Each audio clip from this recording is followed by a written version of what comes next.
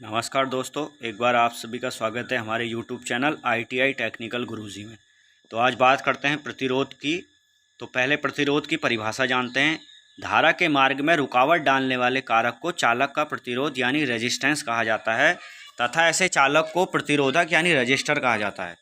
और प्रतिरोध का SI मात्रक ओम है, इसे ओमेगा से प्रदर्शित किया जाता है। तो आपके सामने जो चालक का सिंबल्स दिख रहा है और ओमेगा का साइन दिख रहा है, जिससे मतलब इसको हम डिनोट कर सकते हैं, दर्शा सकते हैं। या दूसरे शब्दों में कह सकते हैं, जब किसी चालक में विद्युत धारा प्रवाहित की जाती है तो वह उस प्रवाहित विद्युत धारा का विरोध करता है, तो उसे हम क्या कह देते हैं? प्रतिरोध कह देते हैं। और आसान शब्दों में और परिभाषा जानते हैं। किसी चालक का वह गुण जो विद्युत धारा के प्रवाह का विरोध करता है चालक का प्रतिरोध अथवा विद्युत प्रतिरोध कहलाता है। या चालक का ऐसा गुण जिसके कारण वह विद्युत धारा के प्रवाह में बाधा उत्पन्न करता है विद्युत प्रतिरोध कहलाता है। तो प्रतिरोध की ये हमारी परिभाषा हो गई। अब बात करते हैं प्रतिरोधकों के प्रकार।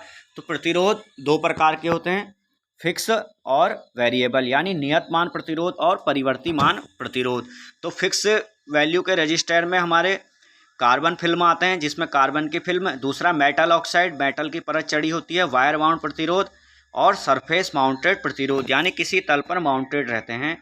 तो हमारे फिक्स वैल्यू के वेरिएबल आपने देखे हैं।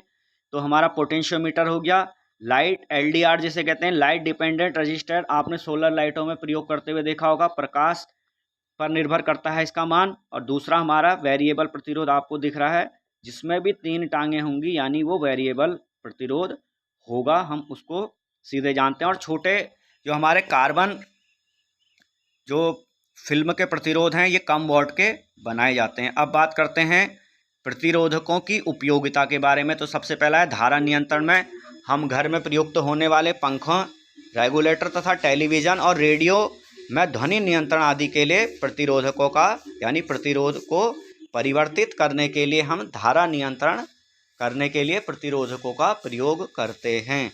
उसके बाद जो हमारा दूसरा इसकी उपयोगिता है वो हमारा है कि हम विद्युत प्रतिरोधकों का जो दूसरा उपयोग है वैद्युत ऊर्जा के रूपांतरण में, यानी एक रूप से दूसरे रूप में बदलने के लिए।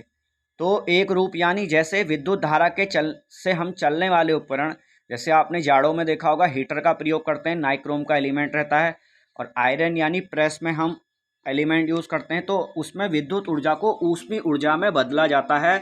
और इसी प्रकार विद्युत बल्ब में प्रतिरोध की सहायता से विद्युत ऊर्जा का रूपांतरण किया जाता है। और अब बात करते हैं प्रतिरोध के नियम। तो किसी भी चालक पदार्थ का उपयोग जब किसी विद्युत परिपथ में किया जाता है तो उसका प्रतिरोध निम्न बातों पर निर्भर करता है। पहला तो चालक की लंबाई, यानी चालक हमारा पतला है और लंबा है तो उसका प्रतिरोध ज़्यादा होगा, यानी क्रॉस सेक्शनल। दूसरा है उसका क्रॉस सेक्शनल एरिया हमारा बढ़ा दिया जाए, यानी मोटाई बढ़ा दी जाए तो उसका प्रतिरोध कम हो जाएगा।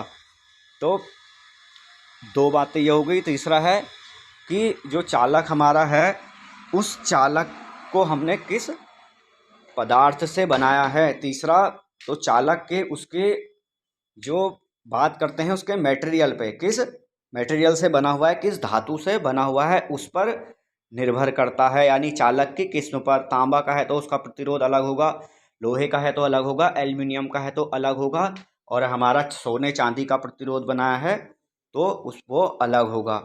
तीसरा हमारा जो चौथा निर्भर करता है वो करता है चालक के तापमान पर, यानी उसका जैसे जैसे किसी चालक का तापमान अधिक होता है तो वैसे वैसे चालक का प्रतिरोध भी बढ़ता जाता है, और एक कार्बन को छोड़ करके। इसीलिए कार्बन ब्रश हमारे कहाँ पे लगाए जाते हैं?